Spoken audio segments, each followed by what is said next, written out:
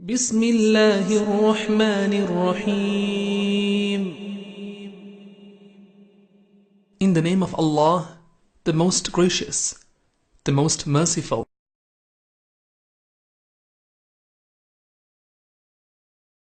الصدقة الجارية ميقرابتي هنا لو دفيت كموتك بوهلا ميدرسي هنا صدقة مستثنو. يقول عليه الصلاة والسلام نبياتش من يلالو إذا مات الإنسان يسولي سيموت انقطع عمله إلا من ثلاث سراه لا يقارطال كسوست نغروش سكر صدقة جارية ድንገት ትቶት የሄደው ሰደቃ ጃሪያ ካለ የሚከተለው ቀብር ላይ የሚጎራበተው ካለ አው ዒልሙን ينتفع به ወይም ሰዎች የሚጠቀሙበት ዒልም አስተምሮ ሄዶ ከሆነ አው ወለዱን ሳሊሁን يدعو له ወይም ደግ ልጅ ለሱ ዱዓ የሚያደርግለት ልጅ ትቶ ሄዶ ከሆነ ይህ ሰው ከሞት በኋላ ከሚከተሉት ስራዎች እነዚህ ናቸው ይላሉ ረዋሁ ሙስሊም። ስለዚህ ሰደቀቱል ጃሪያ ማብዛት አለብን እኛን ከሞትም በኋላ የሚከተልን አጅሮችን። መጃላቱ ሰደቀቱል ጃሪያ ሰፊ ነው፣ ሰፊ መስክ አለው። ይሄ ከሞት በኋላ የሚከተልን አጅርን ዱንያ ላይ ተተነው የምንሄድበት ማለት ነው። አንደኛ ሰቅዩል ማኢ ወሐፍሩል አባር፣ አካባቢው ያለን የውሃ ችግር መፍታት፣ ጉድጓዶችን መቆፈር፣ ለሰዎች ውሃን ማጠጣት። ይህ ሰደቃ ከሞትክ በኋላ አጅሩ ወደ አንተ ይመጣልሃል። ያ ሰው ያን ውሃ በተጠቀመበት ሁሌ لقول النبي صلى الله عليه وسلم أفضل الصدقة سقي الماء بلاجو صدقة سوتشن وها ما تطاتني لالو النبي صلى الله عليه وسلم رواه أحمد وأبو داود وغيرهما. ስለዚህ ሰዎችን የውሃ ችግር መፍታት፣ ጉድጓዷ መቆፈር፣ የመስጂድ ቧንቧ ማስገባት ይህ ከሞትክ በኋላ የሚከተል ሰደቃ ነው፣ በላጭ ሰደቃ ነው። ይሄ ቢናኡል መስጂድ ሁለተኛው መስጂዶች መገንባት كما في صحيح البخاري ومسلم يقول عليه الصلاة والسلام ነብያችን ምን ይላሉ? من بنى مسجدا يبتغي بها وجه الله يا الله سبحانه وتعالى ፊትን ውዴታን ፈልጎ መስጂድ የሰራ ሰው بنى الله له بيتا في الجنة الله سبحانه وتعالى جنة بيت يسرلتال سبحان الله. ነብያችን ምን አሉ? من حفر بئر ماء ውሃ ጉድጓድ ሀኮ የቆፈረ ለሰዎች የውሃ አቅርቦት ያቀረበ ይሽረቡ منه كبد حرة የተጠማ አንጀት ሆድ ይሄን ነገር አይጠጣውም። من جن ولا انس ከጅንም ይሁን ከሰውም ይሁን ولا طائر ከአዋፋትም ይሁን ገብተው ከተጡት إلا أجره الله يوم القيامة الله سبحانه وتعالى بزيه ملكو أجر يسطو بيهون انجي.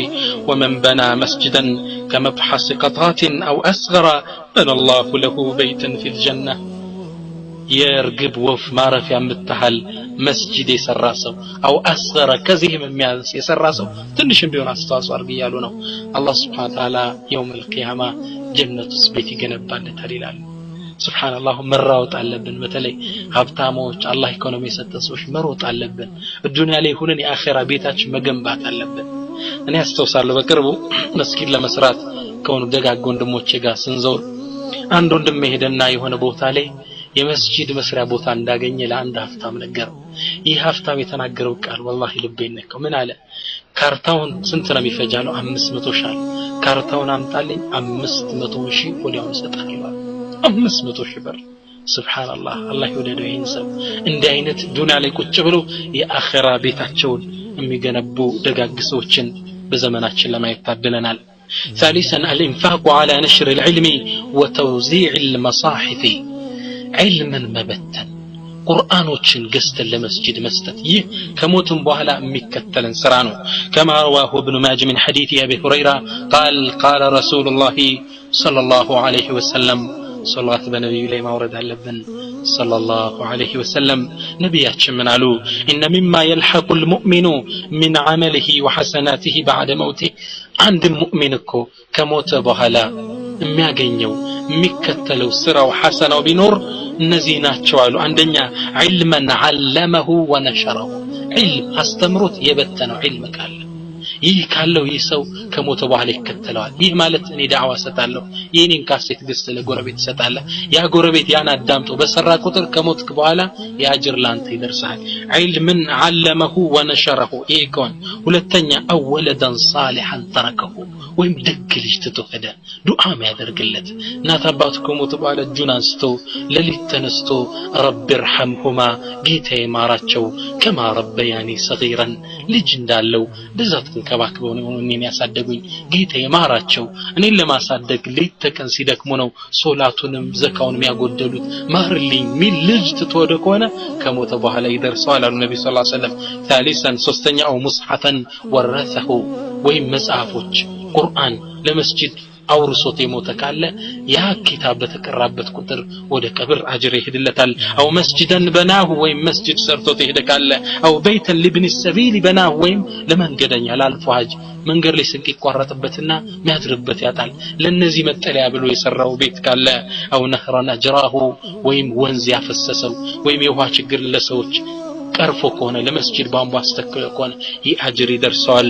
አው ሰደቀተን አخرجه من ماله ወይም ዘካ ሰደቃ ከገንዘብ አወጣ في صحته وحياته በጤንነቱ በህይወቱ ያለ ተልሐቁሁ بعد موته እነዚህ ከሞት በኋላ ይከተሉታል ቀብር ላይ ይላሉ ሱብሃንአላህ ስለዚህ ሰደቃ ጃሪያ ትልቅ ፈድል ነው ልንበራታ ይገባል መጣር አለብን ከሞት በኋላ የሚደርሰን ንብረት ተጠን መሄድ አለብን ከዛ እየተቆረጠ ሂሳብ ይመጣልናል ቀብር ውስጥ ነን መጣር አለብን እንግዲህ ሰደቃ የተለያየ ደረጃ እንዳለው ሁሉ ደረጃውን የሚጨምረው ደግሞ ከጊዜ ማንሳር ደረጃው ይጨመራል ተግባባን ጊዜዎች አሉ ሰደቃ በዛ ቀን ከሰጠ የበለጠ አጅር የሚባዛበት ان الانفاق في بعض الاوقات افضل منه في غيرها አንዳንዴ ሰደቃ የምትሰጠው በተለየ ወቅት ከሌላ ወቅት የተሻለ አጅር ይኖረዋል ከልኢንፋቅ في رمضان مثلا رمضان ላይ ሰውን አብዛኛውን ዘካ የሚያወጣው ረመዳን ላይ ምን ነው አጅሩ ስለሚደራረብ ነው ረመዳን ላይ የሚወጣ ሰደቃ ዘካ ትልቅ አጅር አለው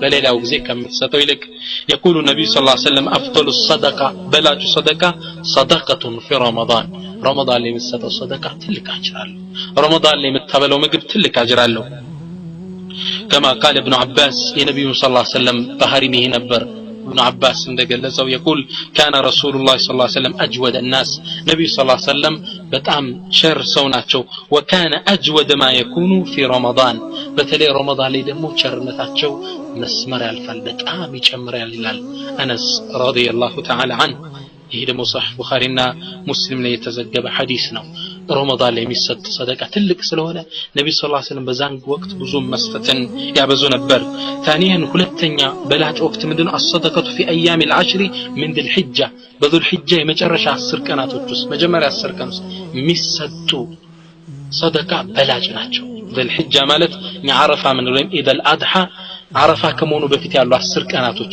በዚህ ቀን የሚሰሩ ስራ በላጭ መሆኑን ነብዩ ተናግረዋል ሰደቃም ከስራዎች ውስጥ ነው يقول النبي صلى الله عليه وسلم ما من ايام العمل الصالح فيها احب الى الله من هذه الايام ምንም ቀናች እኮ የለም ስራዎች ከአላህ ዘንድ የበለጠ የሚወደዱበት ከነዚህ 10 ቀኖች ውስጥ ይላሉ ከነዚህ 10 ቀኖች በተሻለ መልኩ قالوا يا رسول الله ولا الجهاد في سبيل الله جهاد እንኳን ሰውየው ቢወጣላቸው قال ولا الجهاد في سبيل الله جهاد እንኳን ቢሆን الا رجل ይህ ከሰው ከሆነ ግን ይበልጣል رجل خرج بنفسه وماله ثم لم يرجع بذلك بشيء ሰውየው በገንዘቡም በሐያቱም በነፍሱም جهاد ወጥቶ ሳይመለስ እዛው ሞቶ ከቀረ የዚህ ሰው አጅር ይበልጣል ከዚህ ውጭ ግን በሌላ ቀን የሚሰራ ስራ ከነዚህ ቀኖች ጋር አይወዳደርም جهاد ወጥቶ በገንዘቡ በነፍሱ እዛው ሞቶ የቀረሰው ቢሆን እንጃሉ ነብያችን ሰለላሁ ዐለይሂ ወሰለም حديث رواه البخاري ሌላው ደግሞ ከወቅቶች ውስጥ በላጭ ወቅት ምንድነው